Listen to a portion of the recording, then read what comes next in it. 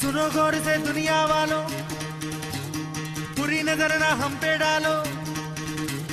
सुनो गौर से दुनिया वालों, बुरी नजर ना हम पे डालो। चाहे जितना जोर लगा लो, सबसे आगे होंगे हिंदुस्तानी। सुनो गौर से दुनिया वालों, बुरी नजर ना हम पे डालो। चाहे जितना जोर लगा लो, सबसे आगे होंगे हिंदुस्तानी। हमने कहा है,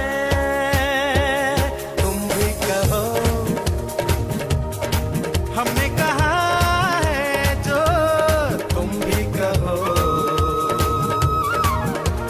आओ हम मिलजुल के बोले अब तो यारा, अपना जहां है सबसे प्यारा।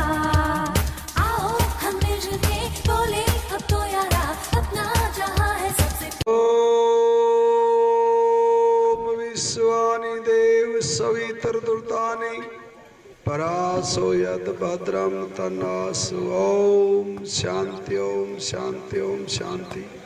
हे ब्रह्मांड की धरती के अंदर, हिंदुस्तान की धरती के अंदर विराजमान, बब्बर शेरों की वीर भूमि, राजस्थान की सूरमाओं की भूमि के अंदर विराजमान मेरे खून के रिश्ते के प्यारे बच्चों, भाई बहनों, और यहाँ सभी मेरे साथी जिनकी बाजू मेरा जैसा खून दौड़ रहा है, उनको इस सिपाही का जय हिंद। दोस्तों, ये भूमि बच्चों, नहीं बीच में नहीं बोलना, नहीं तो 49वां तुम्हारा नंबर होगा।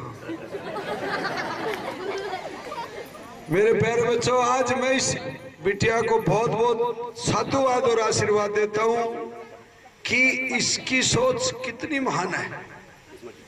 मैंने हजारों मीटिंग अटेंड करी होंगी, इस देश के कोने कोने में जाता हूं, जहां लाखों 1.5 लाख लाखों की भीड़ आती है मुझे देखने के लिए।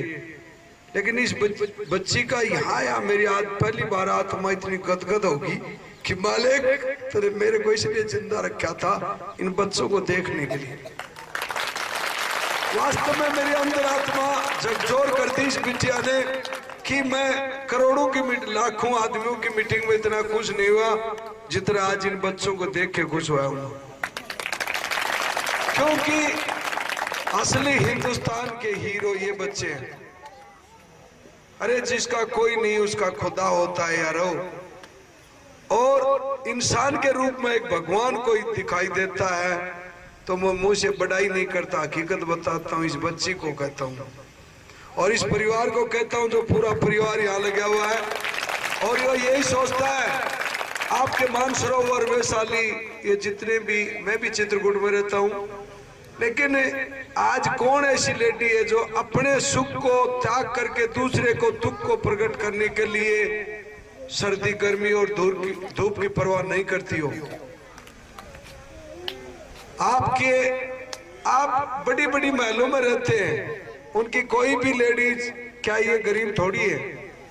इनके पास पैसे की कमी थोड़ी है, क्या इन बच्चों से इनको क्या मिलेगा?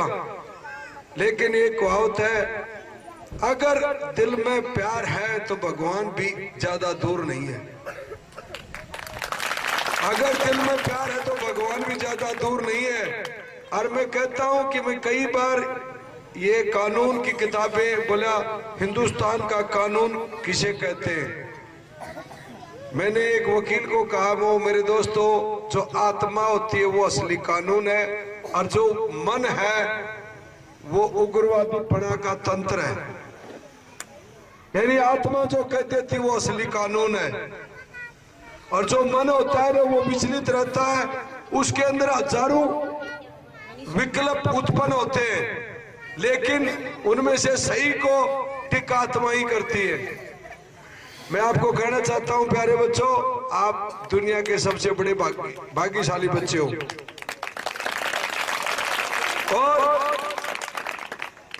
तुम दुनिया के सबसे भाग्यशाली बच्चे हो। और मैं सब तुम्हारे से भी बड़ा भाग्यशाली हूं कि मैं आपको देखने के लिए भगवान ने मुझे जिंदा रखा,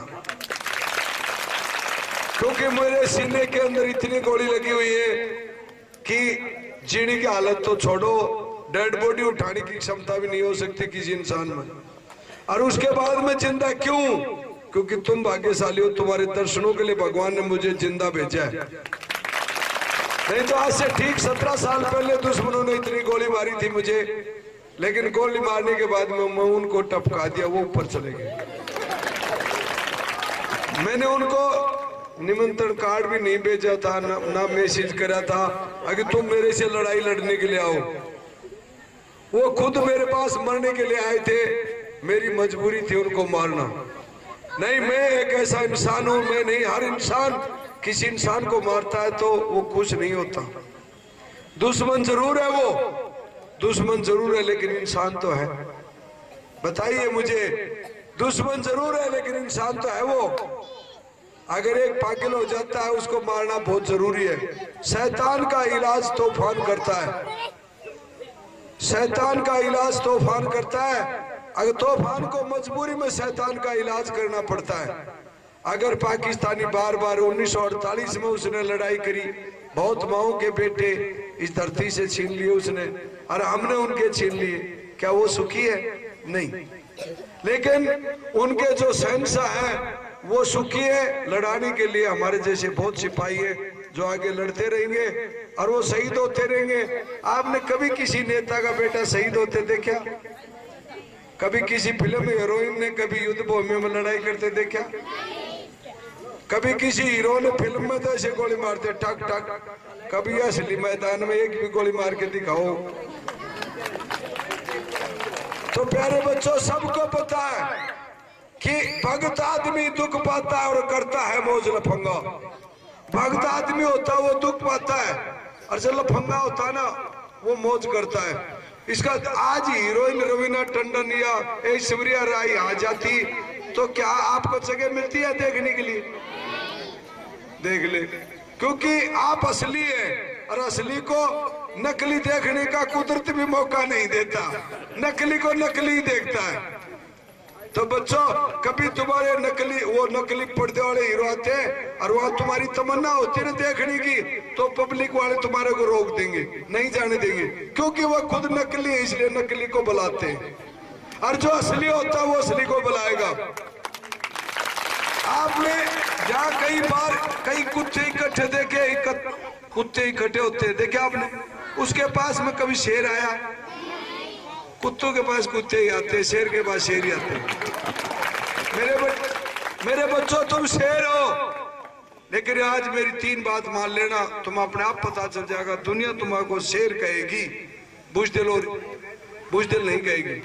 शेर की खूबी क्या होती है कि वो एक तो सच्चा होता है, एक ईमानदार होता है, एक चीटर नहीं होता। शेर कभी झूठ नहीं बोलता।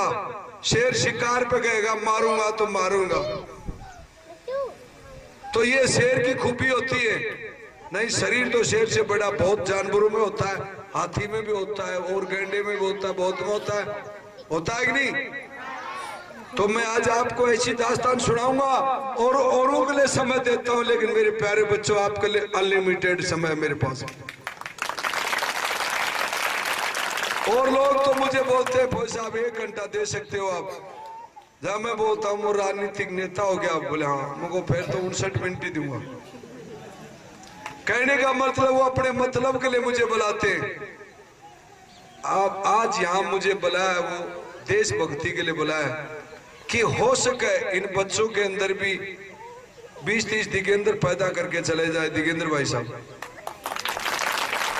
अगर मैं 48 दुश्मनों को मार सकता हूं, तो अगर युद्ध भूमि होती है, इस देश में दोबारा लड़ाई होती है, तो तुम कितने मारोगे बताओ? एक ही फालतू मारेंगे। मैं सोचा कि सेंचुरी करोगे तुम तो। अबे टेक्नोलॉजी का जमाना होगा, मेरे पास तो ग्रेनेड और AK-56 ही थी। हाँ, कितने भी मार सकते हैं, अनलिमिटेड। लेकिन मेरे प्यारे बच्चों, पाप 3 तरीके से होता है। ऋग्वेद के 4थे अध्याय के पहले समलास में लिखा है कि हे मनुष्य, अगर तुझे दिव्य शक्ति प्राप्त करनी हो, नहीं, हे बच्चों सुनो, मेरा एक उसूल है कि खाओ खूब छको मत, बोलो खूब बको मत, चालो खूब थको मत, और देखो खूब तको मत। ये 4 वसूलों में चलता हूं। अगर अधिक धन चाहिए तो धर्म करो, और मुक्ति चाहिए तो बजराम, और भाई जेल चाहिए तो दो टाइट में तुरंत बनाओ काम। मेरी गारंटी है। मेरा कहने का मतलब यह है कि मैं जितने बोलता हूं ना, मैं बाद में हर बच्चे का कोई भी प्रश्न पूछना चाहे वो ऐसे हाथ खड़ा कर देना, ऐसे नहीं करना, ऐसे पूरा आगे। मैं आपसे प्रश्न करना, अंकल आपसे बात पूछना चाहती हूँ, तो मैं आपको जवाब दूंगा बेटा, चाहे सुबह के 4 बज जाओ, तुमसे पहले थकने वाला नहीं हूं। लेकिन बीच में कोई नहीं बोलेगा, एक दूसरे को डिस्कशन मत करो। बाकी स्वाद देखो, जब मैं बोलूं आपके कान में रस सा टपकना चाहिए तो ही मजा होगा, अन्यथा नहीं। नहीं कोई बात नहीं, कोई नहीं, बाजन दो इसको, बाजने का इसकी ड्यूटी है, ये बाजता ही रहता है। दोस्तों, आजादी के रंग में रंग दे, आजादी के रंग में रंग दे, आजादी के रंग में रंग दे रे हिंदुस्तान दुनिया वाले। बुरी गुलामी इस दुनिया में, इससे कंगाली अच्छी हो। बुरी गुलामी इस दुनिया में, इससे कंगाली अच्छी हो। कब सूरत बद चलन नार से, काली स्त्री अच्छी हो। अरे जिसका घर घर से होता रे मान दुनिया वाले, आजादी के रंग में रंग दे हिंदुस्तान दुनिया वाले। मेरे दोस्तों, मेरे प्यारे बच्चों, आप आज एक गांठ दे लो, मैं इंडिया का फर्स्ट आदमी हूं। फर्स्ट आदमी इंडिया कौन होता है? राष्ट्रपति। राष्ट्रपति इंडिया का फर्स्ट आदमी होता है बच्चों। यहाँ बहुत टैलेंट आदमी बैठे हुए हैं, सभी को पता है इंडिया फर्स्ट राष्ट्रपति। लेकिन जब राष्ट्रपति मेडल गाल के मुझे सलूट देता है कि बेटा तू मेरे से बड़ा है, तेरे को मैं सलूट मारूंगा, तू मुझे मत मारना, क्या हो रहा है? तो बोलो पप्पू पास हुआ कि नहीं? बोलो पप्पू पास हुआ कि नहीं? देश का राष्ट्रपति मुझे सलूट मार के बोलता है कि वाह धन्य हो जिस माँ ने तेरे को पैदा किया, उस बाप ने उस धरती में पैदा दिगेंद्र, तुझे सलूट करता देश का राष्ट्रपति है। क्या हो गया? अच्छा, ये तो प्यार हो गया, ये तो भाई साहब से प्यार हो। कोई बात नहीं, देखो होता है, कई बार दब जाता है, कोई बड़ी बात नहीं। दोस्तों, आप इतने लोग यहाँ आए, मुझे बहुत अच्छा लगा, और असली हीरो आए हम। आपने सुना होगा कि आजादी की लड़ाई के अंदर हजारों आदमियों ने कुर्बानी दी थी। कितने आदमियों ने दी थी? कई हजारों ने। लेकिन जब सबसे पहले टोली मंडती थी, भगत सिंह, राजगुरु और ये जो टीम थी ना, ये बहुत ही कम आदमी होते थे, क्योंकि ज्यादा इकट्ठा होने से तो अंग्रेजों को पता चल जाता। लाहौर के अंदर एक छोटे से मकान में, एक बग्गा गांव में भगत सिंह ने अपने साथियों को बुलाया दोस्तों हम आजादी की लड़ाई लड़ना चाहते हैं। बोले यार भगते तू तो छोटा ही है, 15 साल तेरी उम्र है, तो क्या हुआ? बोले जहर तो उतना ही है। तो ये मत समझना आगे दिगेंद्र अंकल तो बड़ा, हम छोटे हैं, लेकिन खून वही दौड़ रहा तुम्हारी रगों में।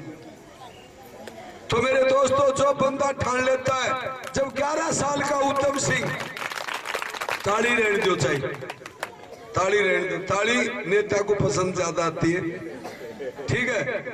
आप सुनो, ताली में समय बर्बाद मत करो बेटा। मैं खुश हूं, आपने एक बार बजा दिया तो भी खुश हूं, और 4 बार बजाओगे तो भी खुश हूं। मेरे पास नखरी चीज, नखरा एक शब्द होता है, वो नहीं है, बचपन से ही नहीं। नखरा, नखरा किसे कहते हैं? जो नहीं खरा होता है वो करता नखरा, और जो खरा होता है उसको नखरा की जरूरत ही नहीं। इसलिए तालियों की जरूरत ही नहीं है भाई दोस्त। और घड़ी मन में आ जाए तो बजा लेना, कोई बात नहीं। तो मैं आपको बताना चाहता हूं, आज से 17 साल पहले की कहानी। ये बातें तो खूब होती रहती, लेकिन आपको -30 डिग्री तापमान में ले चलता हूं। अब यहाँ का तापमान कितना है मालूम है आपको? +30 डिग्री होगा, लगभग 30-32।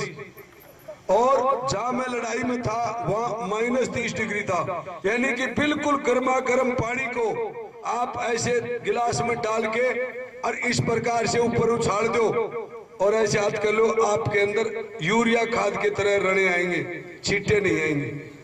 बिल्कुल गर्मा गर्म, बिल्कुल गर्म पानी को ऐसे उछालो आपके ऊपर, और ऐसे मंगरा में गिर दो तो आपके ऊपर बर्फ पड़ेगी, पानी नहीं पड़ेगा। अगर वहां आपने मुंह और हाथ बाहर ने खोल के ऐसे देख लिया और हवा चल रही है, तो ये भी साफ, बाफड़ भी साफ, ऐसे हो जाएगा जैसे गोड्डा पर का सिर हो। वहां लड़ाई बहुत तगड़ी है बच्चों। वर्ल्ड की दूसरे नंबर की सर्दी पड़ती है द्रास सेक्टर के अंदर। जिस पहाड़ी पे पाकिस्तानी फौज ने कब्जा किया था, उस पहाड़ी का नाम था तोलोलिंग टॉप, और वो जमीन से 15,000 फीट हाइट थी। यानी कि ये जो बादल आप दिखाई देता है ना आपको, ये बादल हमारे को नीचे दिखाई देते थे। पहाड़ी को ऊपर चढ़ने के बाद में बादल नीचे दिखाई देते थे। हो यार बादल तो नीचे, ये कैसे गड़बड़ हुई? आकाश ऊपर होना चाहिए, नीचे कहाँ जाएगा? लेकिन ऐसा होता है वहां पर। बारिश की टाइम में बादल नीचे नहीं होते, कई बार देखे होगा आपने, जो पहाड़ी ऊपर बादल नीचे, ऐसे वहां हमेशा ही नीचे रहते। क्यों? बादलों की हाइट होती है 12,000 फीट। 12,000 फीट तक टॉप ऑक्सीजन होता है, 16,000 पे कम होता है, और 18,000 पे कुत्ता ऑक्सीजन होता है। जैसे गर्मी मई जून के महीने में कुत्ता ऑक्सीजन कैसे लेता है जी? तो उधर फौजी की हालत यही होती है, वहां ऐसे सांस लेता पकड़ के। रियलिटी में बुरी हालत होती है, लेकिन क्या करे, उस माँ के लिए लड़ना पड़ता है। अभी बच्चे नहीं हो बोले थे भारत माता की जय, भारत माता की। कभी अमेरिका काका की जय बोली तुमने? रूस फूफा की जय बोली? और पाकिस्तान साला की बोली? बस तो इसलिए हमारी देश की धरती को भारत माता के, हम कुछ भी कर सकते हैं। अरबपति खरपति बहुत है इस मानसरोवर में, लेकिन कभी तुम्हारी तरफ ऐसे नजर उठा के देखा किसी ने? तुम्हारे को ऐसे समझते हैं कि ये तो गंदी नाली के कीड़े हैं और ये तो इसी में पड़े और इसी में पैदा हुए। लेकिन इस औरत को मैं आज देश की सर्वोपरि औरतों को सम्मान देना चाहता हूं कि इसके अंदर देशभक्ति की भावना इसके रूम में भी है, कि तुम्हारी तरफ ध्यान दिया इसने, तुम्हारे को पकड़ पकड़ के बोला बेटा पढ़ो, बेटा दुनिया में हर चीज को भूल जाना, लेकिन इस देवी को कभी मत भूलना। मुझे भूल जाना चाहिए एक सेकंड बाद में, लेकिन इस देवी को मत भूलना, क्योंकि इसी देवी ने तुम्हारे को मिलने का मुझे मौका दिया है।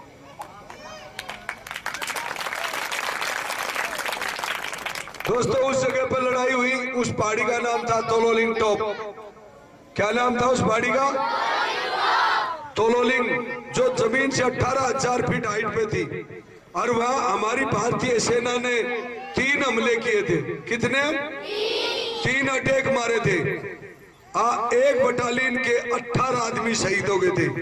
मेरे जैसे जो फोटो लग रही है ना, ऐसे खूंखार कमांडो 18 गोली लाग के शहीद हो चुके थे, लेकिन पाकिस्तान ने 1 इंच भी आगे नहीं बढ़ने दिया उनको। दूसरी बटालियन ने अटैक मारा, उनके 22, और 1 के 28, 3 बटालियन फैल होगी। हिंदुस्तान का जो जनरल वेद प्रकाश मलिक उस टाइम पे था, अभी आपने सुना होगा, थोड़े दिन पहले जयपुर में आया था, chief of the army staff. वो जनरल भारतीय सेना का सबसे बड़ा जनरल होता है, जो पूरी हिंदुस्तान का सबसे बड़ा कमांडर वही होता है, उसके बाद में राष्ट्रपति होता है। तो वो जनरल साहब मेरी बटालियन को बुलाया। मेरी बटालियन वहां से 300 किलोमीटर दूर थी। 2 राजपूताना राइफल्स मेरी बटालियन का नाम है, जो पूरी भारतीय सेना में सबसे टॉप बटालियन है। और उस टॉप बटालियन के अंदर उस 99 का मैं पूरी भारतीय सेना का फर्स्ट कमांडो था।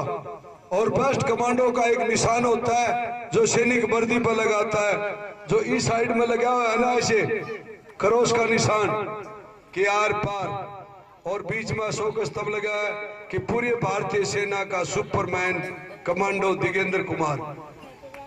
उस 99 का पूरी भारतीय सेना में, यानी आकाश, पानी और धरती के ऊपर इतनी लड़ने की क्षमता पैदा की थी मैंने कि मेरे पास में एक नहीं 1000 दुश्मन आ जाए तो भी मैं पीछे नहीं हट सकता। ये फार्मूला मुझे भारतीय सेना ने सिखाया था। जब हमारी बटालियन को वहां बुलाया गया तो इसी प्रकार से हम बैठे हुए थे। मैं सबसे पीछे बैठा हुआ था। जनरल साहब ने ऐसे मेरी तरह माइक पकड़ा था और वो बोला, हे हिंदुस्तान के कर्ण बली और भीष्म की औलाद, अरे हिंदुस्तान के महाबलियों, मैं भारत माँ को क्या जवाब दूं कि तुम्हारे बेटे शहीद हो रहे और कामयाबी नहीं मिल रही। अरे कोई हिंदुस्तान की धरती के अंदर ऐसा महान योद्धा है जो इस तिरंगे को इस तोलोलिंग पे फहरा दे? अरे बोलो कोई ऐसा अर्जुन है? जनरल मलिक ये बोलता है, हमारी टीम को संबोधित कर रहा था। अरे बोलो कोई ऐसा अर्जुन है इस धरती के अंदर जो इस तिरंगे को इस तोलोलिंग पे फहरा दे?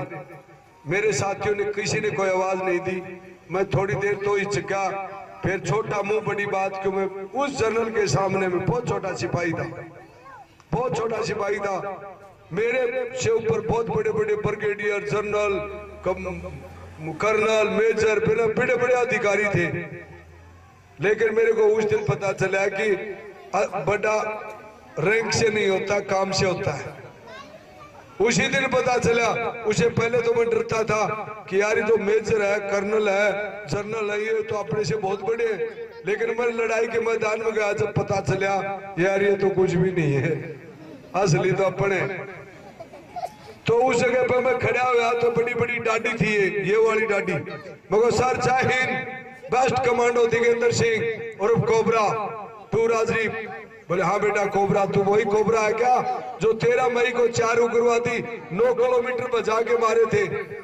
वही दौड़ा दौड़ा के मारे थे, वही कोबरा है ना? वो यस सर। तो बोले बोल क्या प्लान है?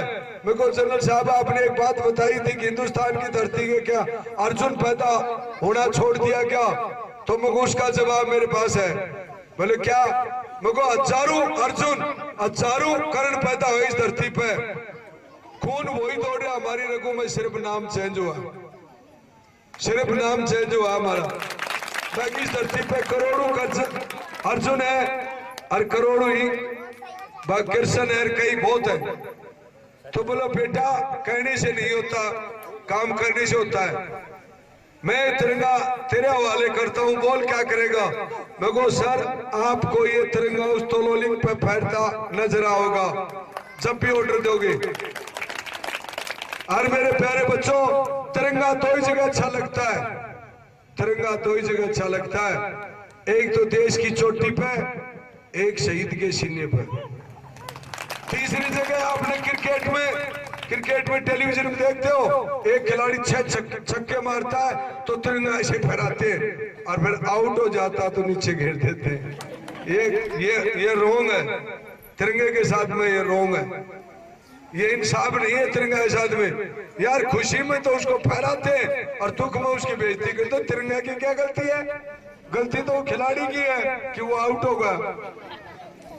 लेकिन तिरंगा तो जो देश की चोटी अशोक का हॉल, राष्ट्रपति भवन दिल्ली के अंदर जो फहरता है, सुप्रीम कोर्ट दिल्ली में फहरता है, और राजस्थान की सबसे टॉप विधानसभा के ऊपर जब तिरंगा फहरता है, सेंट्रल पार्क में तिरंगा फहरता है तो अच्छा लगता है।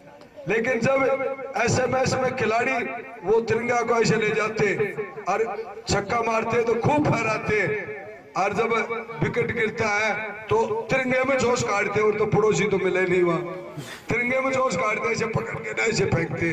नहीं, तिरंगा रोड पे कहीं भी पड़ा हो उसको उठा करके उसको सलूट करना बच्चों, और सबसे ज्यादा तिरंगा तुम्हें को मिलते हैं, और तुम उस तिरंगे को अलग से सलूट देना, आपकी आत्मा खुश होगी। अभी उस जगह पर जनरल मलिक बोलता है, बेटा ये तिरंगा तेरा हवाले करता हूं मैं कहा जनरल साहब आपने मुझे तिरंगा दिया है तो तिरंगा जरूर फहरेगा। बोले किस प्रकार से? ऐसे कहने से नहीं, मुझे करके बता। मगर सर तोलोलिंग टॉप इस प्रकार से पहाड़ी है, वो पहाड़ी ऐसे थी, इस साइड में नाला था और ऐसे दुश्मन ऊपर बैठे हुए थे, इधर हिंदुस्तान इधर पाकिस्तान, या अपने काफी फौजियों की डेड बॉडी वो गोलियों से बम्बू से ऐसे उछाल रहे थे और वायरलेस सेट में गाली काट रहे थे, हिंदुस्तानी काफिरों तुमने अपनी माँ का दूध पिया है तो डेड बॉडी उठा के दिखाओ। वो गाली काट रहे थे, ओ हिंदुस्तानी काफिरों अगर तुमने अपनी माँ का दूध पिया तो डेड बॉडी को उठा के दिखाओ। तुम्हें बिना कुल से डेड बॉडी देखी तो मेरे प्यारे बच्चों, मेरे दोस्तों, मेरे शरीर के अंदर ऐसे हजारों सुई चुभ गई, ऐसे जैसे किसी 1-7 करोड़ सुई चुभ दी हो, और मेरा खून था ना वो ऐसे खोलने लगा कि अभी फाट जाए बॉडी। लेकिन मेरा बाप भी फ्रीडम फाइटर था, उनके भी 11 गोली लगी थी, उसके बाद पैदा किया था। तो उसने मेरे बाप ने कहा, बेटा बहादुर कौन होता है? जो ठंडे दिमाग से और ठक दे से दुश्मन को टपका दे, वो बहादुर होता है। और जो जोश में आकर के ले और दुश्मन के सामने सीना चौड़ा करके और ये कहते कि दुश्मन मार गोली, और फिर उसको गोली मारता है, तो वो इतना बहादुर नहीं। बहादुर तो वो भी है, लेकिन इतना बहादुर नहीं है जितना नीचे छिपके और धीरे सी अटक दे दुश्मन के, यहाँ गोली मार दे और दुश्मन मर जाए, वो होता बहादुर सबसे बड़ा। अपने आप को बचाते हुए दुश्मन की दी हुई जगह पर कब्जा करना सबसे बड़ी बहादुरी है। और उस दौरान अगर गोली लग जाती है, शहीद होता था, तो वो सर्वोपरि बलिदान होता है। तो दोस्तों उस तिरंगे को लेकर के जनरल मलिक को मैंने अपनी प्लान बता दी। मैं कहा सर मैं यहाँ से रस्सा बांध करके और अपने 10 साथियों को ले जा सकता हूँ और दुश्मन की पोजीशन के खलबली मचा सकता हूँ, बाकी या सामने से अपने 250 कमांडो मुझे सपोर्ट में दे सकते हो तो हम हमला सक्सेस हो सकता हमारा। बोले वाह मेरे बेटे दिगेंदार, तू बहादुर नहीं, तुझे लड़ने का दिमाग भी है, मैं तुझे सलूट करता हूँ। आज तेरी जो प्लान है उसको अप्रूवल करता हूँ। तुझे क्या चाहिए? मुझे वो रस्सा चाहिए जिसकी लंबाई 100 मीटर और वजन 7 किलो 600 ग्राम और उठाने की क्षमता 10 टन। मगर वो रस्सा चाहिए मुझे। बोले ओके। मगर वो खिलाड़ी जो इंजेक्शन लगाते हैं ना, जो थकते नहीं है, राइटर कौन सा बोलते हैं, मुझे अंग्रेजी नहीं आती, मैं भी अंग्रेजी में थोड़ा पैदल ही हूँ, तो मगर मुझे वो इंजेक्शन चाहिए। बोले बेटा वो भी मिलेगा। तो 2 लाख रुपए के 5 इंजेक्शन ले लिए मैंने। बोले बेटा आज तुझे 500 करोड़ का इंजेक्शन चाहिए, वो भी ला के देंगे। मुझे वो इंजेक्शन लिए मैं 14 घंटे में बच्चों भारत माँ को याद करके 14 घंटे में दुश्मन के ऊपर गोली गिरा रहे हूँ। इस प्रकार से ये भी फोर्स गन के गोले पड़ रहे हैं, गब्बिंग उसकी टाट पे, और उसके जो खड़ी चट्टान थी ना उसमें ऐसे पिकेट ठोकता और 14 घंटे में दुश्मन के टॉप ऊपर चढ़ गया मैं। चढ़ने के बाद में अपना नाइट विजन से मैंने देखा कि दुश्मन की कैसी पोजीशन है। तो दुश्मन की ऐसे बैरल लगी हुई थी, गन लगी हुई थी, कोई यहाँ कोई यहाँ कोई यहाँ, ऐसे गन लगी हुई थी, बैंक करता था हाथ में। मैं देख के बहुत चक्का रहेगा मुझको दिगेंदर, ये किला तो बहुत खतरनाक है, यहाँ तो 1 इंच भी ऐसे पैर रखे वहीं गोली आओगी, ये तो नामुमकिन काम है। फिर अंदर आत्मा कहती है मुझे, बोले रे कोबरा तेरे नाम से पूरा कपवाड़ा कांपा करता और तू नामुमकिन बोल रहा है। मेरे अंदर से बोलता हूं, मैं अपने आप से पूछा कि नामुमकिन तो कोई काम ही नहीं है। नामुमकिन को मुमकिन करता है, उसी को कमांडो कहते हैं। असंभव को संभव करता है, उसी का नाम कमांडो है। तो दोस्तों, उस जगह पे मैं पूरा देख करके नीचे आ जाता हूं। मैं बोलता हूं कोबरा 4-1 टाइगर इंडिया हुआ वाले सेट में। जहां बोला बोल मेरे बेटे भगत सिंह बोल, मगर सर असेंबली में बम फेंक दिया। बोले वाह, तुझे 48 घंटे पहले हिंदुस्तान की पहली कामयाबी मुबारक हो मेरे बच्चे, तुझे मुबारक हो। वो नहीं जनरल साहब, जब तक दुश्मन के सीने में झंडा नहीं काटूंगा जब तक मुबारक का मजा नहीं आऊंगा। बोले बेटे नीचे आ जा। अरे मुझको जनरल साहब मरवा दिया। अब नीचे 18,000 फीट नीचे उतरता है तो घंटे 8 लगते हैं। कितने घंटे? 8 घंटे में ये जो 11 नंबर बस है ना, इसके टायर बबलिंग करना शुरू कर देते हैं। तो जैसे ही मैं नीचे आया तो जनरल साहब एक नाले के अंदर बहता पानी में ऐसे बैंकर खोद रहा था अंडरग्राउंड, उसमें ऐसे सिगड़ी के पास ऐसे सिकरिया, क्यों जनरल बूढ़ा होता है, जवान जवानी होता है। तो मैं उसके पास में गया, मैं सर जय हिंद। बोले कोबरा, मैं यस सर। बोले बेटे कैसी पोजीशन है मुझे बता। मगर सर चित्तौड़गढ़ का किला से भी खतरनाक है। बोले क्या बात? मगर सर इतनी गन लगी हुई है। अरे बोलो तेरी क्या प्लान है? मगर सर मेरे पास में 9 कमांडो हैं और 10 वाम में, हम 10 के 10 आदमी दुश्मन के पीछे की तरफ मैं जा सकता हूँ। वहां माइन नहीं हो सकते, बारूदी सुरंगें नहीं हो सकती। अरे बच्चों, तुम्हारे को बताता हूं, तुम्हारे परिवार के, तुम कभी ये जैसे जयपुर में बम ब्लास्ट हुआ था ना, तो कभी भी कोई बंद चीज को खोलने की कोशिश मत कर लेना। अगर तुम पत्ते चुगते हो, कोई भी काम करते हो, गत्ते कुछ भी चुगते हो, तो उसको कभी भी दुश्मन कहीं भी ऐसी जगह उड़ा सकता है। तो वो दुश्मन का बारूदी सुरंगें थी, तो मैं मगर पीछे नहीं हो सकती। सर बोले तू पीछे कैसे जाएगा यार, असंभव काम है। मगर सर कैसे भी करके मैं 10 आदमियों को पीछे ले जा सकता हूँ।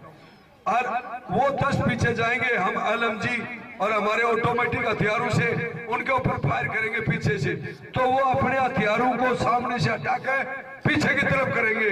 बोले वो तो राइट है, करेंगे पक्का। वो करेंगे तो अपने जो 250 कमांडो सामने से अटैक बोल सकते हैं।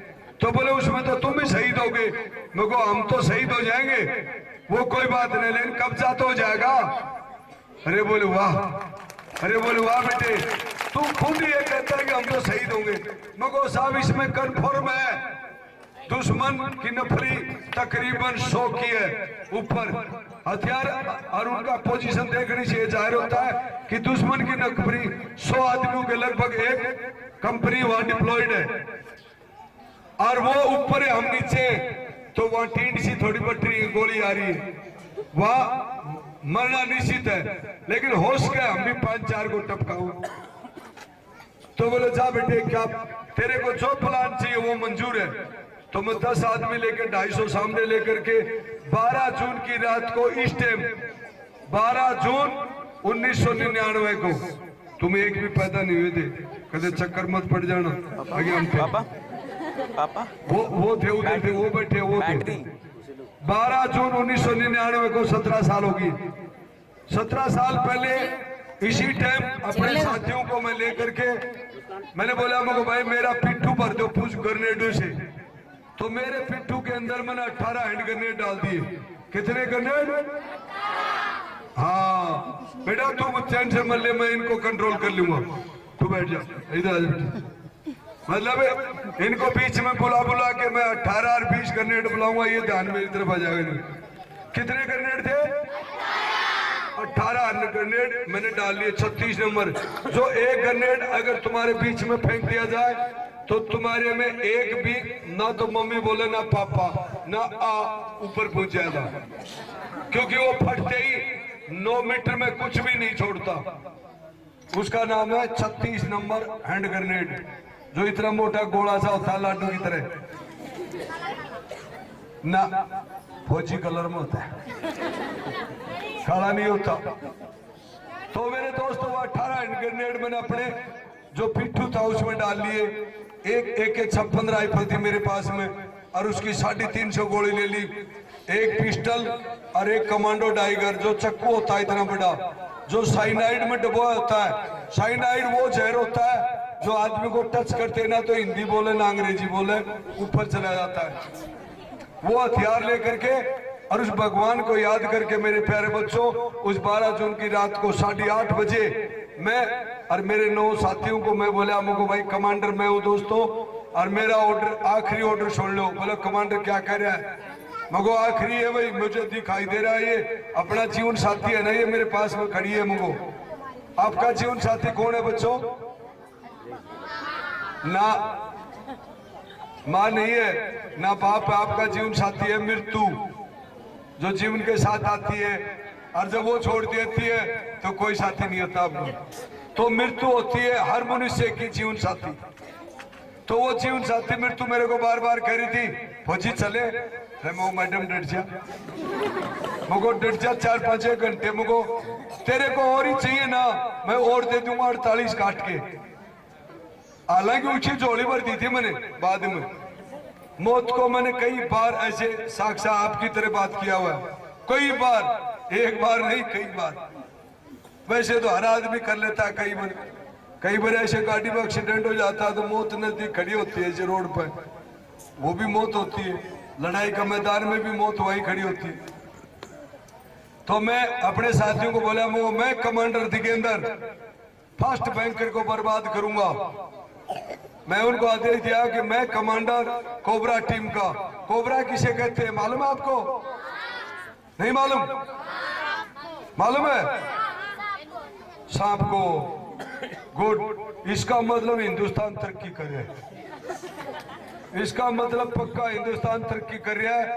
ओट बच्ची को कोबरा, कोबरा मीन्स वो जहरीला नाग जिसका वसूल होता है फाइट एंड डेथ। मेरा वसूल था अटैक एंड फिनिश, यानी जिस इलाके में मैं घुस गया उस इलाके में घास भी नहीं छोड़ता था, फूंक देता था। लेकिन बात मेरे से करो यार, कंट्रोल होता नहीं गया, कंट्रोल कर लो यार, कैसे कह सकते हो। तो उस जगह पे उस पहाड़ी पे मैं अपने साथियों को क्या बोला, वो दोस्तों फर्स्ट बैंकर को मैं बर्बाद कर दूंगा। तो सुल्तान बाबूलाल बाकर थेपड़ी नागौर का बोलता है कोबरा, दूसरे को मैं, तीसरे को शेख यशवीर सिंह यूपी सिरसली का मेरठ के पास में, तो बोलता कमांडर तीसरे को मैं करूंगा। ऐसे हमने मेरे 10 के 10 साथियों को मैंने डिटेल कर दिया और डिटेल करने के बाद में हम रात को 8:30 बजे उस रस्से से चढ़ाई कर दी। 250 कमांडो सामने से चढ़ाई कर रहे। मैडम कुछ कुछ होता है गल में पानी दो।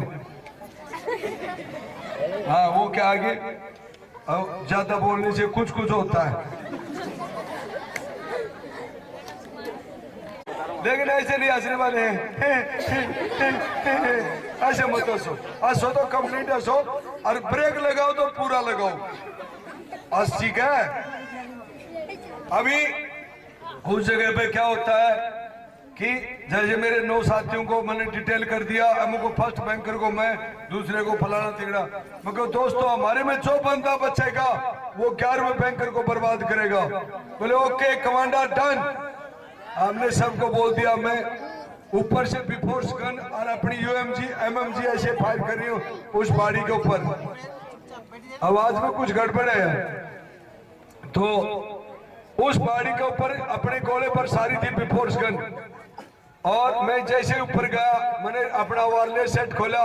मैं cobra 4 all station report over. बोले बोल कोबरा।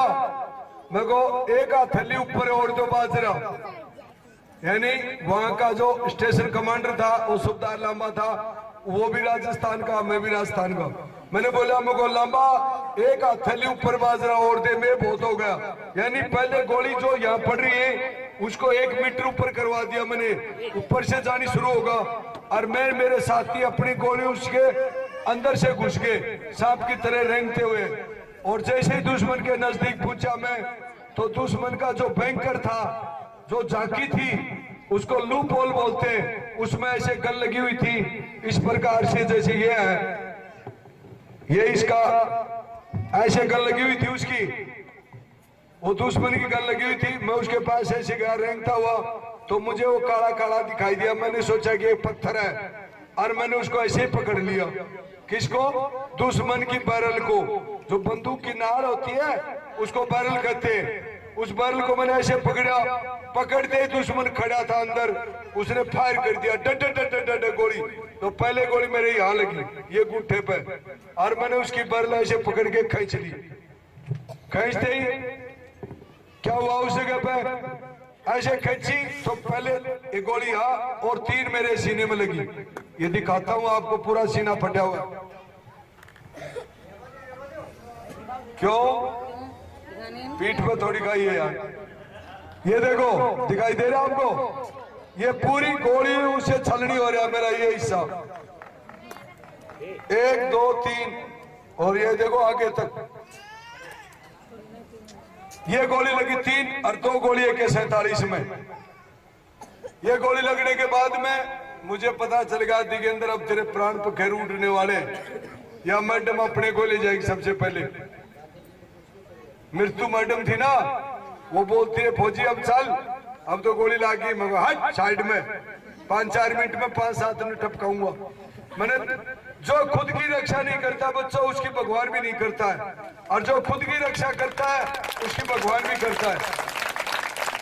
मैंने तत्काल हैंड ग्रेनेड लिया, कार्ड ग्रेनेड, और 1 और 2 और अंदर लाडू की तरह रक्षा दिया वो बैंकर के अंदर। वो इतनी मोटी दीवार थी, उस दीवार के पास में लेटा हुआ था ही, ऐसे ग्रेनेड लिया और लाडू की तरह अंदर रक्षा दिया। और वो अंदर से प्राण दे फटा, फटते ही अंदर से आवाज आई, या अल्लाहू अकबर, काफर काटे। मुझको बेटा मरे तो ऐसा एक भी मरे हो, मुझको मरिया जरूर है, चाहे एक भी मरे हो। अब उस बैंकर में कितने मरे मुझे नहीं पता, लेकिन वो बोले अल्लाहू अकबर, काफर काटे। और मैंने वो ग्रेनेड ठोक दिया अंदर। उनका मेजर अनवर खान था जो पीछे बैठा हुआ था, उसने 30 आदमी लिया, ऊपर आया और आते बोले या अली, दुश्मन का चौथा हमला भी फैल करेंगे। और अपने वाला सुबदार बाहुलाल बोलता बोल बजरंगबली, और डड सपरे शुरू होगी। वो मेरे 9 साथियों ने 29 को खत्म कर दिया। और मेरे पास में AK-47 थी नहीं, क्योंकि वो भी छूट गई। मेरे पास में ग्रेनेड थे।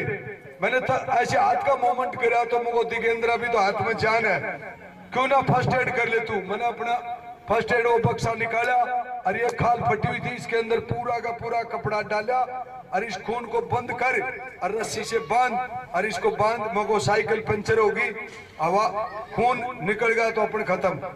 और मैंने इसको खून को बंद किया और दुश्मन की ऐसे गन फायर करी, कोई इधर कोई इधर कोई इधर, ऐसे डड डड डड। वो जो 250 कमांडो इधर से चढ़ रहे थे ना, उनका मुंह बंद कर दिया पाकिस्तानियों ने।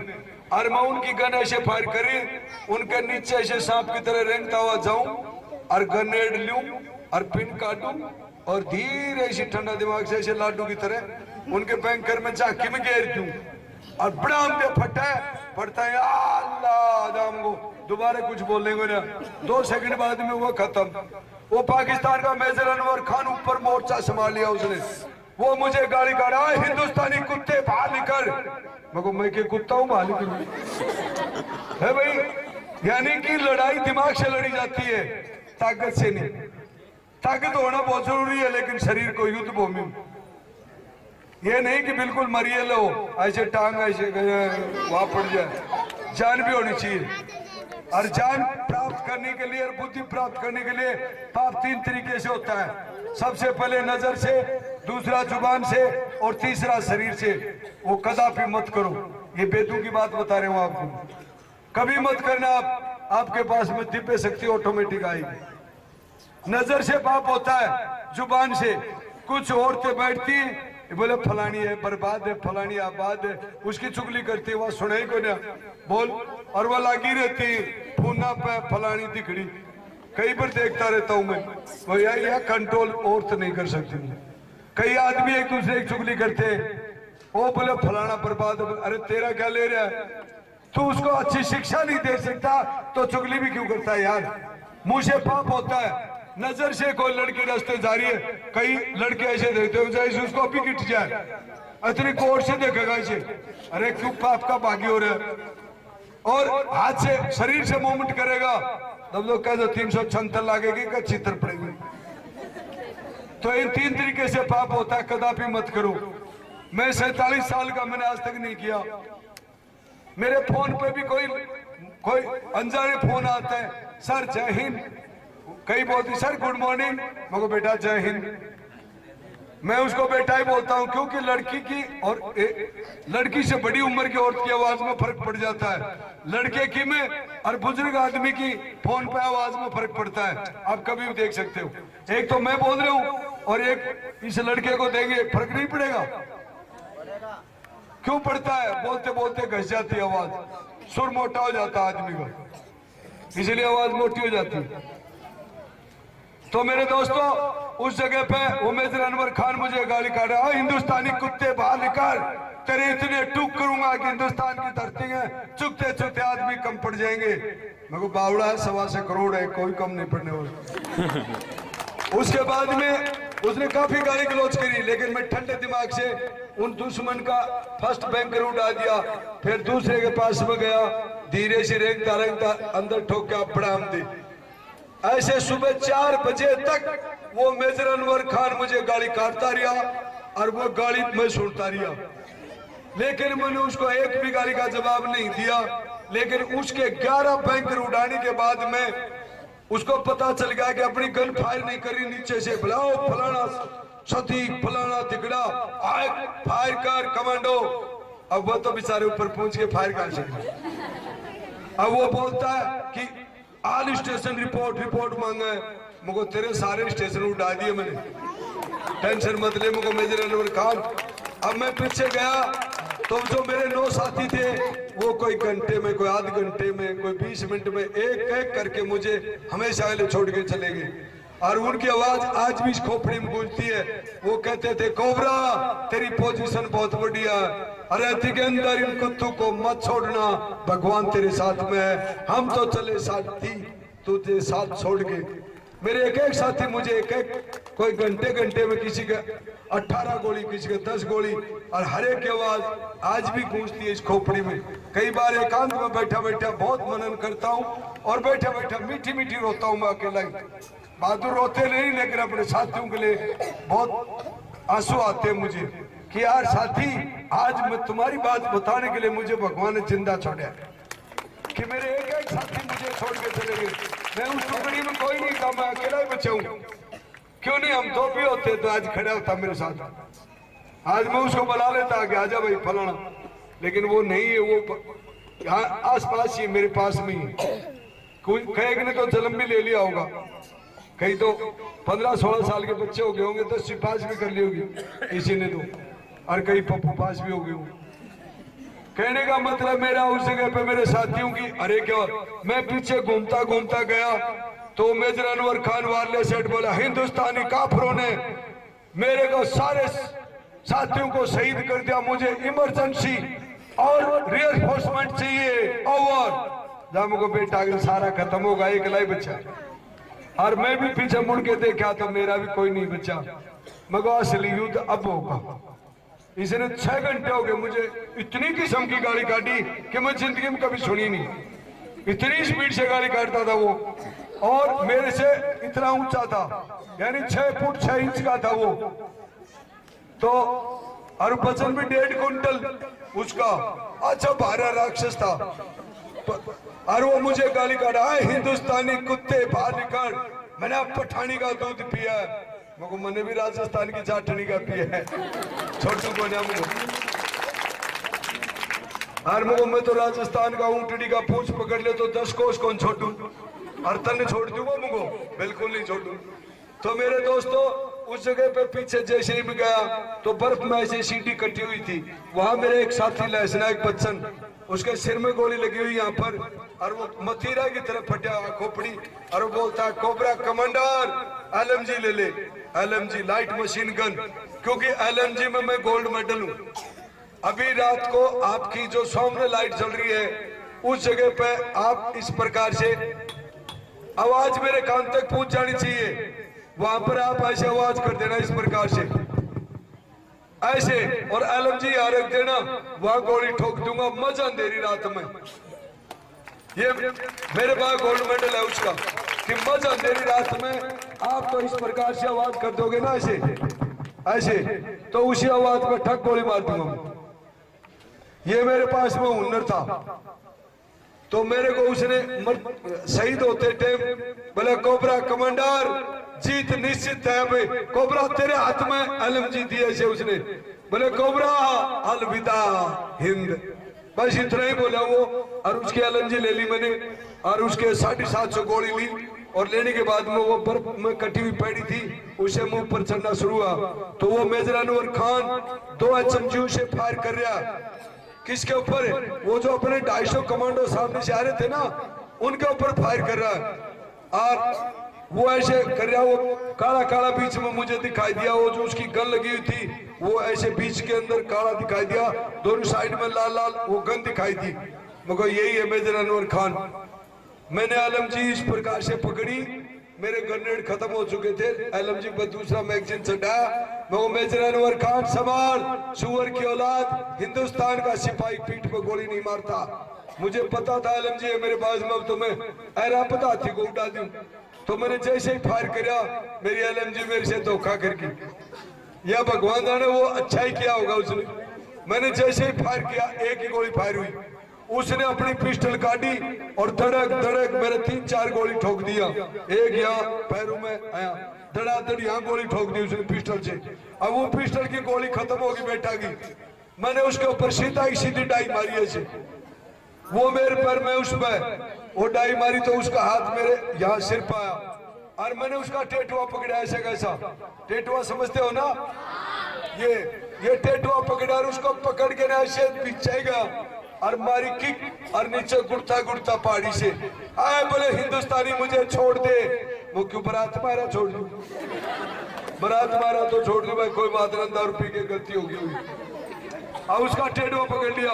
अब मैं गुड़ते गुड़ते ऐसे पापड़ा पर चले रहा, जहाँ कोई 1000 फुट नीचे चले जाते हम। मैंने उसके काप बात भर ली चचा के, कम से कम मुझे 4-5 मिनट होगी, क्योंकि उसके दोनों हाथों को दबा लिया मैंने। मगर होश के इसके बाद कोई पिस्टल हो, कोई चक्कू हो, है मेरे पास भी चक्कू तो था ही, लेकिन हमने वो हिंदुस्तानी मुझे छोड़ दे, उसका टेटुआ दबाया रही और बात भरिया रही। अब वो बोलता करता रहा। लास्ट में मैंने बहुत बड़ा रिस्क लिया कि किनारा यहाँ से थोड़ी दूर था, मैंने अपना कमांडो टाइगर काटा और उसकी गर्दन में बैठा दिया। यहाँ गर्दन बैठाया और वो बोले मुझको बन गो काम। मैंने उसकी मुंडी पकड़ी, मुंडी पकड़ के और उसकी गर्दन काट के कमांडो टाइगर को दूर फेंका। फेंकने के बाद में उसकी मुंडी को ऐसे लेकर के और भारत माता इसे बोलता ऊपर पहाड़ी के ऊपर चढ़ा। मैं जैसे ऊपर चढ़ा, अमेरिकी सैटेलाइट में मेरी ये डाडी वाली फोटो आ गई। कौन सी? नहीं, हिंदुस्तान गवर्नमेंट मेरे जैसे बदमाश को कदे महावीर चक्कर नहीं देती जिंदा। अमेरिकी सैटेलाइट की वजह से मुझे महावीर चक्कर दे दिया। पूरे देश में एक ही जिंदा हूं मैं, ये मेडल मरणोपरांत मिलता है। तो जब अमेरिकी सैटेलाइट मेरी फोटो आ गई, मुंह पर चढ़ा, चढ़ने के बाद में उस मुंडी को तो फेंका परे मैंने, और मैं तिरंगा झंडा काटा और मेरा जिम्मी तलाना शुरू होगा। कभी टांग इधर, क्योंकि सारी तो तोड़ दी मेरा बटान गोली से, कभी टांग ऐसे लचपड़ कर ऐसे करे, कभी ऐसे करे। मैं ऐसे गुड़ता गुड़ता और फिर उसकी वो जूता पकड़ के और गड़ ऊपर खींच के और पत्थर के सहारा लगा के उसकी डेड बॉडी को ऐसे, कि ऊपर वाली तो सामान था ही नहीं, वो नीचे नीचे का ही था, उसको ऐसे लगा, तिरंगा झंडा लिया, राइफल में गाला और उसकी नाड़ में गाड़ दिया इधर ही। मगर यार अगर झंडा कहाँ गाड़ू, कोई पत्थर ही पत्थर थे, पत्थर में झंडा थोड़ी गड़ेगा, उसके लिए नरम जगह चाहिए थी। और मैंने उस डेड बॉडी के अंदर ही वो ऐसा कैसा तिरंगा झंडा गाड़ दिया और फिर भारत माता ही जो जय बोल दी। इतना ही समय में मेरी बटालियन पूरी पहुंच गई। मेरा बटालियन कमांडर कर्नल रविंद्रनाथ आकर के ने बोलता, कोबरा मेरे बच्चे, आज हिंदुस्तान की 1.25 करोड़ जनसंख्या की तरफ से तुझे कारगिल युद्ध की पहली कामयाबी मुबारक हो, मुबारक हो मेरे बच्चे। और बोले धन्य हो माँ बाप, जिसने तेरा जैसा बब्बर शेर पैदा किया। बेटे बोलो आज पूरा देश बना है, मुझे तने आज कारगिल युद्ध की पहली कामयाबी का पहला झंडा गाड़ दिया है। मगो कर्नल साहब मगो अभी प्राण पखेरु जाने वाले हैं, लेकिन आपके साथ मेरे दो भाई है माजाए मान सिंह और भूप सिंह। मगो इन दोनों भाइयों को मेरी डेड बॉडी जरूर दिखा देना। बोलो नहीं ठीक है अंदर तुझे जीना होगा। मगो जीना तो मैं भी चाहता हूँ, लेकिन मगो कई पंचर काफी हो चुका, अब बचना मुश्किल है। बोले नहीं नहीं, तो इतनी देर में लड़कों ने मेरे फर्स्ट एड जगह जगह खून बंद कर दिया। बंद करने के बाद मगर एक इंजेक्शन है वो तो लगा दो, वो इंजेक्शन लगा दिया मैंने। लगाते थोड़ा करंट सा आगा बॉडी में, जब मगो अब तो मैं जी सकता हूँ कर्नल साहब। मगो पर मेरे भाई कहा, बोले ये आगे तेरे भाई दोनों मेरे साथ ही थे, तो वो दोनों भाई आए। बोले भाई साहब मान सिंह बोलता है कितनी गोली लगी? मगर तू खुद ही गिन ले, मुझे तो पता ही नहीं, पूरी बॉडी सुनी हो रही है। तो उसने मेरे चेक किया, बोले भाई साहब 5 तो बड़ी बड़ी लाग रही, छोटी मोटी और है। तो मगर तू कितना बदला लेगा? मैंने पिताजी का बदला ले लिया। बोले 5000 तक नाश्ता भी नहीं करूंगा भैया, बोले मारूंगा दुश्मनों को। और दोस्तों हम एक माँ के 3 बेटे कारगिल युद्ध में एक साथ थे। मैंने श्रीलंका के अंदर भी 16 उग्रवादी मारे, युगांडा में भी उग्रवादी मारे, कांगो भी मारे, भूटान और श्रीलंका और कपवाड़ा या ऐसे तो जगह जगह तो मैंने बहुत मार चुका, क्योंकि मैथ में मैं काफी कमजोर हूँ, गिनती नहीं करता, मारता ही हूँ। फिर मैं वहां का हॉस्पिटल श्रीनगर में, तो देश का प्रधानमंत्री अटल बिहारी वाजपेयी, मैं हेलीकॉप्टर से नीचे उतरते ही बोले वाह रे मेरे बेटे कलयुगी भीम, तुझे हिंदुस्तान की पहली कामयाबी मुबारक हो। अरे बेटे तूने 48 मारे, मगर है 48 मारे, मुझे तो पता ही नहीं, मुझे एक की मुंडी काटी थी। बोलो 11 बैंकर के अंदर तने ही ग्रेनेड ठोके, तेरे साथियों के सभी के ग्रेनेड वहां के वहां सुरक्षित रखे, सिर्फ तेरे 18 ग्रेनेड फायर हुए हैं, और जिनसे किसी में 4, किसी में 5, किसी में 2, ऐसे 11 बैंकरों में 48 आदमी तने मारे। तो बोले हाफ सेंचुरी में 2 की कमी है बेटा तू, मगर नो डाउट हूं। बोलो डॉक्टर बोलता है नो डाउट रखूंगा, मेरा नाम कर्नल LP सदोत्रा है। बोले बच्चे तेरे को चंदा रखूंगा, मगर गोली काटते खुश हो जाऊंगा। उसके बाद मेरी गोली निकाली और दोस्तों में खुश होगा, यानी देश मुझे जिंदा शहीद करती है। मैं गोली अंदर से निकालते ही मैं कोमा में चला गया, डॉक्टर ने मुझे डेथ घोषित कर दिया। और उसके बाद में मैं 7 दिन बाद में दिल्ली के हॉस्पिटल में रात को 1 बजे मेरी आंख ऐसे खुलती खुलती थोड़ा थोड़ा दिखाई दिया, तो एक नर्स थी, नई बच्ची थी, तो वो ऐसे मेरे पैरों के पास में ऐसे सो रही थी, तो मैं ऐसे आंख खोला, मूवमेंट कर तो हाथ में, हाथों में तो वो लगा आया था सब, कहीं खून, कहीं वो, कहीं नलकी लाग रही थी, और मुंह पर भी वो लगा था। मैंने ऐसे ऐसे कराया तो उसकी आंख खुल गई, खुलते ही उसने इमरजेंसी में दवाई, दबाते डॉक्टर आया LP सदोत्रा, बोले सर कोबरा होश में आ गया, कोबरा कोबरा मूवमेंट कर रहा है। बोले क्या बात कर रही है? तो सारे डॉक्टर ने मेरे को बोला दिगेंदर बोल बोल दिगेंदर,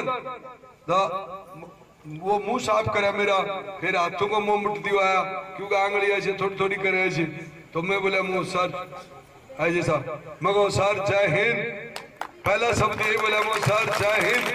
बोले हाँ, बोलो सर लाहौर तक अपनी फौज पहुंची कि नहीं? अरे बोलो दिगेंदर अपने तो जंग जीत ली है। बोले तू होश में आगा बताते।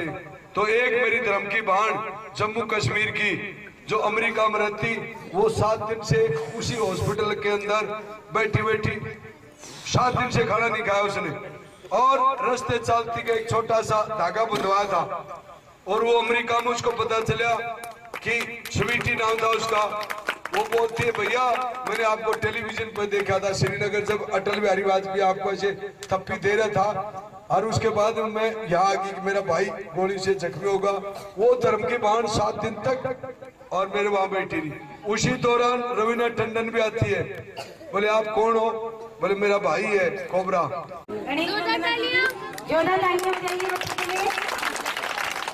सरस्वती माता मुस्कान इधर आ गया ऐसे ये, हाँ इधर आ जाओ, इधर सही आओगे ना। हाँ भाई विष्णु भारत माता, विष्णु भारत माता।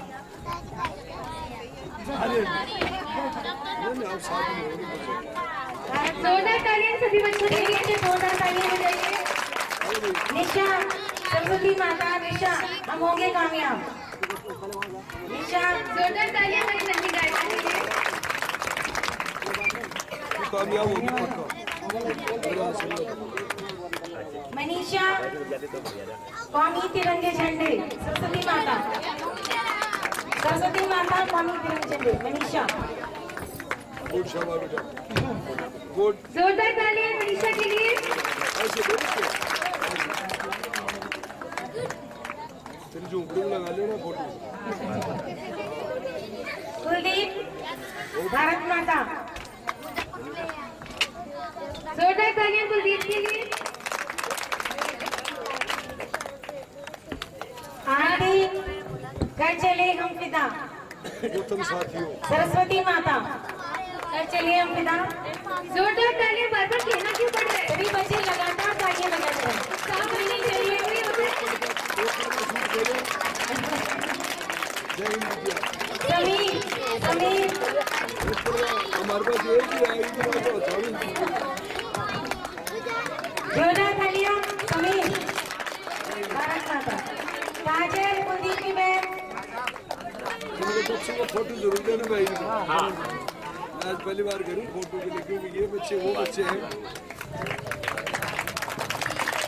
शहजादी, भारत माता, शहजादी, भारत माता। जोरदार तालियां। गौरी जी ने किशनपुर में डांस बहुत अच्छा किया था, तो गौरी जी को भी प्रस्तुत कर रही है। गौरी जी, जोरदार तालियां गौरी जी के लिए। हो सकती है आपके अंदर अभी डांस परफॉर्मेंस करा देंगे। बहुत अच्छा डांस करती है बच्ची की मदद। आपने मेरी छतरी के नीचे आज वो गाना लगा था। जोरदार तालियां। निशा, निशा, निशा तो हो गई।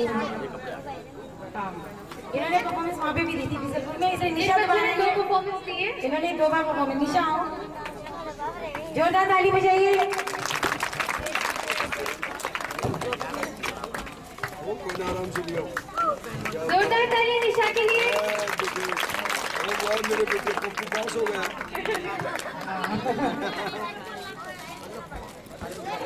काजल, अच्छा कुलदीप, काजल, जोरदार तालियां काजल के लिए। इन बच्चों ने किशनपुर में परफॉर्मेंस दी थी और हमारी काजल तो फर्स्ट भी आती है क्लास में। ये राजन स्कूल को टॉप करती है ये बच्ची, पढ़ने में बहुत अच्छा है। आशीर्वाद बेटा, तू IAS बन, मेरा आशीर्वाद है। मैं इस बच्चे को आज आशीर्वाद देता हूँ अंतरात्मा से कि बेटा तू एक दिन IAS बन। पढ़ाई टेंशन मत लेना। शहजादी, शहजादी, मनीषा, शहजादी,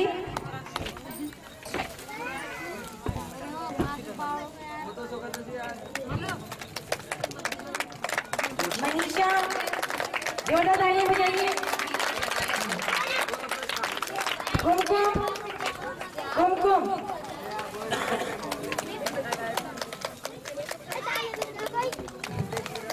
सलोनी, जोरदार ताली बजाइए, जोरदार। पूरा नाम कैसे? ये बच्ची हमेशा याद रहेगी, है ना? नहीं, बच्ची सारी याद रहेगी मुझे। मैं किसी बच्ची को बोलता नहीं। प्रियंका, अच्छा ठीक है। तुम्हारा नाम किसी का याद नहीं रहा सकता। काजल, रोहित की बहन। सलोनी है कि तू? ऐसा डांस करवाते हैं।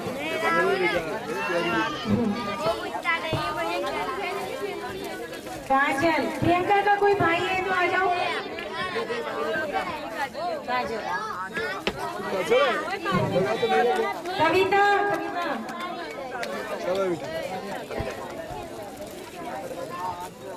आरती, सुनील की बहन। आरती, सुनील की बहन। जोरदार तालियां। इन बच्चों ने दूसरे को परफॉर्मेंस दी थी, आज नहीं उसे दी थी। अरे वाह, गुड गुड। जोरदार ताली बजाइए। राधिका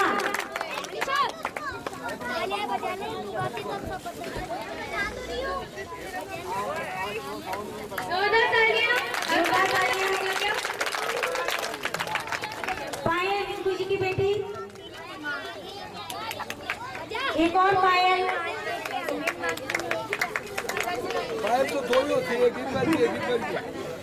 इस बस में पायल को पायल सजना की बहन पायल रिंकू जी की बेटी आई है। उसको जोरदार ताली। बच्चों क्या हो रहे हैं? ताली की तरफ हाँ वो ज्योति ज्योति ज्योति को दे दो। ज्योति रह गई। ज्योति को भारत माता। ज्योति भारत माता। जोरदार तालियां। ज्योति ने वहाँ पर मेरा वो गाया था भजन। यहाँ पर भी इसकी परफॉर्मेंस थी लेकिन मैंने अभी लास्ट में करा दी है।